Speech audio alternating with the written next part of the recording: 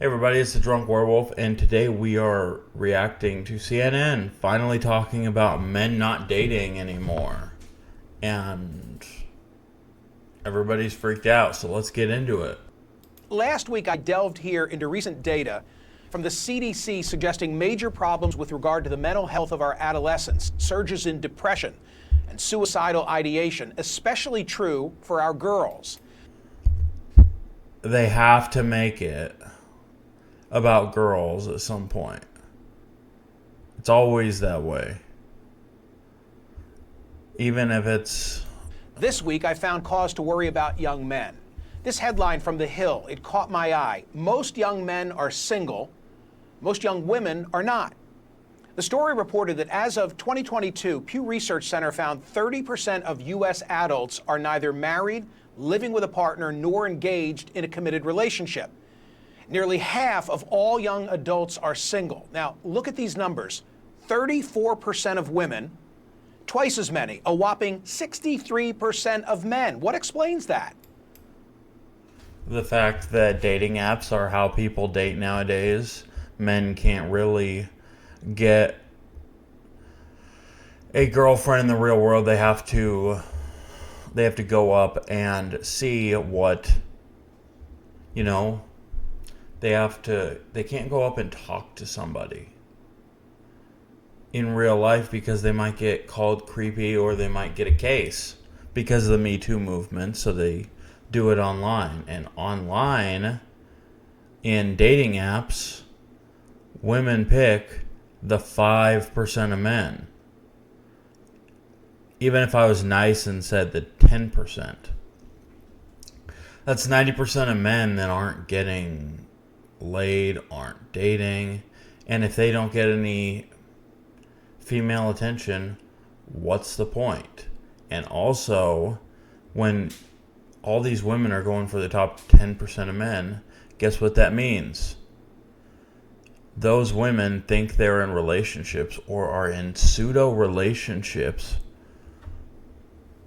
with all these guys. So these men are drowning. These high value men, so to speak, are drowning in women. And they have more than they know what to do with. So they can pump and dump and treat them like crap. And then you have these other guys that are like in a desert thirsty, almost to the point of starvation. I pulled the Pew study and I read with interest. Turns out since 2019, the share of single men who say they're looking for dates or a relationship has declined from 61% to 50%. In 2018, 28% of men ages 18 to 30 reported they'd had no sex in the past year, compared with 18% of women of that age. The Hill report said men in their 20s are more likely than women in their 20s to be romantically uninvolved, sexually dormant, friendless, and lonely. They stand at the vanguard of an epidemic of declining marriage, sexuality, and relationships that afflicts all of young America. Among the causes, among the factors, a reliance on social media and online porn. But also, more young women are hooking up with... Oh my God. Stop it with the porn. The porn isn't going to stop men from wanting to date. It's a symptom of the problem. The same with like AI girlfriends and stuff like that. It's a symptom of the problem. They're not dating because no one has interest in them. They can go on a dating app. And I think they said the average man, it takes 1,000 swipes to get a date. 1,000 swipes. You know how crazy that is? Every 200 you might be able to get a coffee date if you're an average guy. Not even below average. And it takes probably about 5 of these asking for a coffee date or something to get an actual date in the real world. Because, get this, women are flaky. And the standards keep going up. with each other or dating and marrying slightly older men, and heterosexual women are getting more choosy. Other troubling statistics about men come from a 2021 study from the Survey Center for American Life. They found the share of men who have 6 or more close friends, which in 1990 was 55%, by 2021 had shrunk by half. Yeah, it's almost like when you dissuade men from doing boys' things and gentlemen's clubs, and women try to dictate what men should do in their spare time and get into these men clubs and want to be in the space, that men just go on their own because that's how it is, and there's not a lot of, like, fathers around because of the women, so men aren't. There are things that only a father could teach you that aren't being taught, and they don't necessarily align with the masculine as much. It's more they align with the feminine, or they just don't hang around people. Meanwhile, those with literally 0 close friends, which stood at 3% in 1990, has zoomed to 15%. An expert quoted by The Hill said this disconnect can have catastrophic consequences for young men. Quote, in the worst case scenario, the young American man's social disconnect can have tragic consequences. Young men commit suicide at 4 times the rate of young women. Younger women are largely responsible for rising rates of mass shootings, a trend that some researchers link to their growing social isolation. I mean, it's more than that, but society and United States are not ready for the conversation about why it is that this kind of stuff is happening.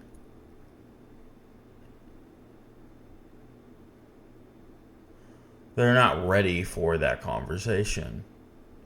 And society has shown time and time again, they will put the most milquetoast and put all sorts of qualifiers to it just to have the conversation about men and their struggles. Well, those words reminded me of a conversation that I had over a year ago right here on CNN with NYU professor Scott Galloway. But the issue is, when you have a group of men, the lower half of attractiveness of men in online dating, which has doubled, now it's about half of relationships, and the top 20% of men in terms of attractiveness get about 60% of the interest, you end up with a group of men that are more prone to conspiracy theory, more prone to misogynistic content, more prone to not believe in climate change. So this is the American story. If it's written with a pen whose ink is failing young men, does not end well. This is an existential crisis, failing young men. Yeah, society is becoming less stable, and men are refusing to do things like protect women, want to have the country succeed by working hard, because there's no benefit. As always, Professor Galloway was prescient. Back with me now is Scott Galloway. He's a professor of marketing at NYU Stern School of Business. He's a serial entrepreneur. He's the host of the Professor G podcast and author of multiple best-selling books, most recently, Adrift, America in 100 Charts. Scott, thanks for returning. Hasn't the advantage always been to those with the looks and or the money? What's changed? First off, Mike, I just want to say thank you for raising this issue a year ago when a lot of media companies were afraid to talk about this for fear of it being pro-men with somehow being anti-women. Look, this is returning to the natural order of things. For the majority of history, a small percentage of men have had the majority of the mating opportunities. But in America, we decided to make a huge investment in what would probably be the greatest innovation in history, and that is in the middle class. From 1945 to 1947, 7 million men returned from war were discharged from the service, and we decided to give them the GI Bill, subsidized mortgages. We saw education rates come from 5 to 45%. They were valued, and we had such a strong manufacturing base that you had massive marriage and household formation. And some men were seen as more economically and emotionally viable. And you see, the thing that this professor, and I do think he brings up good points and I like him, but he won't say what actually is going on. the reason that we were so successful is, yes, because we created the middle class.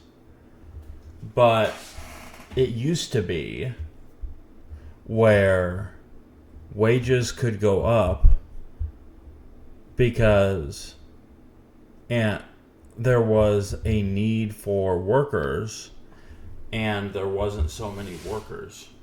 But now, because of, the vote and women's rights and everything, women can work and they're not at home with the kids because of feminism and everything. So now wages have stagnated or gone down, and companies can afford to say, okay, I'll just let you go. I'll find someone else. And wages have stagnated. Because eventually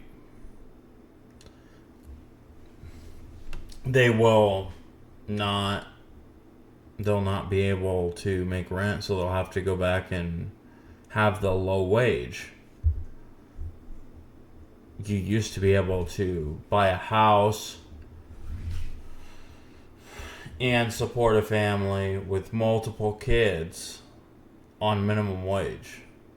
You can't do that anymore.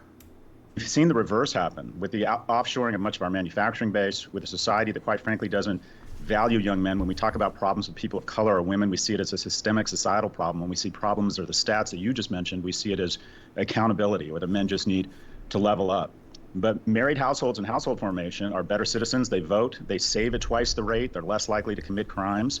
And we have fewer and fewer viable men. We have a dearth of economically and emotionally viable men. But the middle class is an accident. Unless you invest in it, it doesn't happen. Eisenhower decided to invest $500 billion in a national highway project that created tons of jobs. We have, and by the way, the tax rate back then was 91%. We raised money and we redistributed in social programs that made young people more economically viable. And then, Scott, you toss in the influence of social media and how relationships today, they don't come from, in our era, happenstance and mingling, right? They come from swiping, and that further accelerates this issue. Am I right? Oh, it's been the chaser to it. I mean, to have an honest conversation about this, we have to be honest, and that is that men and women have different mating criteria. One quarter of men saying economic viability is a key criteria to mate. 3/4 of women say that is important. And when you're on a two-dimensional format, where now it's 1 and 2 relationships begin online, it used to be 1 and 4 just a few years ago. It gets. Well, people are growing up where that's all they know is dating in person. It's like there are people in their early to mid-20s who don't know what dating was like before Me Too, when you actually could go up to women. And there's also men nowadays who have never known what it's like to have women be interested in him. And they, like Sandman has talked about, they ghost society. Distilled down to a small number of criteria. Specifically for men, it's does she look attractive? And specifically for men, is he able to signal his ability to garner resources in the future? An average attractive male on Tinder gets swiped less than 1% of the time. And there's 3 men on Tinder for every 1 woman. So you've distilled it, you've taken out one of the key components of mating dynamics, and that is vibe, humor, body language, pheromones, the ability to be, quite frankly, a little bit persistent in the pursuit of a romantic relationship. We have no third. Oh, no, never again. If there is any guys out there who are trying to be persistent and not taking no for an answer, you're going to go to jail at some point. Do not do that. If she says no, you say, okay, you walk away. If you're at a bar, you go get a drink and you go talk to some other chick. You don't do this. Because that's going to be the death of you. Quite literally. Women, they might want you to be pursued, but they have done this to themselves. You don't do that because you are putting yourself at risk. And quite honestly, you're going to come off like a beta simp. That's the truth. you're going to come off really bad. Places anymore. No places to meet. People aren't going to bars. They aren't sports league. They aren't going to church. They aren't even going to work. So it gets distilled down to very one or two dimensional attributes. And the reality is women are much choosier than men, and they can apply those screens, and they allocate all of their attention to a small number of men. It results in just essentially at the end of the day, a lack of opportunities. Chris Williams summarized it perfectly. He called it the high heels effect. In the last 40 years, more women have graduated from college than men, and they're not interested in mating with non-college grads. They now own more homes, single women than single men. So what you have is women say they won't date anyone shorter than them, 50% of them. Effectively, what you have metaphorically over the last 40 years is women have been getting taller and taller, and men have been getting shorter and shorter. How many of us have said, I know a ton of great single women, they can't find a date? That's not true. They can't find a date. They can't find a man they find economically or emotionally viable. If we don't make a massive investment in young people and make more economically and emotionally viable men, we're going to see a lack of household formation. We're going to see a decline in the middle class. And we're going to see, quite frankly, just a lot of young men who are terrible citizens. I notice how they don't rail on women who are... There'll be this 5'2" chick. I know this because I know lots of women like this. They'll be 5'2", 5'3", 5'4", and they'll say to a 5'8" or 5'9" guy, "You're too short." All women want 6 feet, and this is a problem with hypergamy. And people don't want to talk about hypergamy, but it's like it used to be 10 to 15 years ago. Actually, more like 15 to 20 when I was a kid, that a 6-figure man, 6 feet tall, and 6 inches. Now girls are looking for 6'5", above 6'3", like $1 million, making $500K a year, like an outrageous thing, and like 7 to 8 inches downstairs. And it's like, no, you're looking for a unicorn. You're looking for someone who probably doesn't exist. And if he does exist, he's not looking for your average ass. And we don't tell women, hey, maybe you should lower your standards and realize that no one's going to match up to that. Especially if you're not a virgin or a low body count like women want. But it's so frustrating because they hit on a couple things, but then a lot of the things they just don't know. Or they know and they don't want to say the quiet part out loud that everybody is dancing around. And this is why media is failing. Especially CNN. They finally hit on something big, but they can't give it the proper talk because feminism rules all now. So is the answer to fix this economically, and who will champion this conversation? You felt obliged to compliment me at the outset because we had engaged on this a year ago, and here I am revisiting it, and I read into that the fact that you think that it's politically incorrect even to have this dialogue. When you're seen as advocating for men because of the 300,000-year head start we've had, it seems somehow as anti-female. There's a lot of... God, this guy, both of these guys are such cucks. And you can tell, don't be a cuck. Yeah, we live in a man-hating society, so women do not like men speaking up and talking about men's issues. You see it on these news shows talking about men's suicide.